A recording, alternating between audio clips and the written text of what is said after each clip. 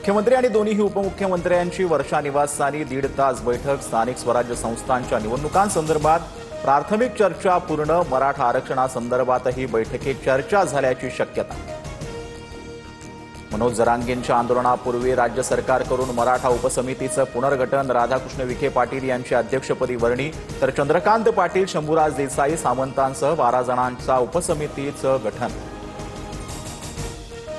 Online gaming bill 2025ला राष्ट्रपतींची मंजुरी. Online gaming बिलाचं कायद्यात रूपांतर. ड्रीम11सह इतर रिअल मनी गेम आजपासून बंद. ड्रीम11 गेमिंग ॲपची सेवा बंद. आजपासून कोणत्याही सामन्यावर पैसे लावता येणार नाहीत. ॲपमधून पैसे काढून घ्या. ड्रीम11 कडून नोटिफिकेशन जारी.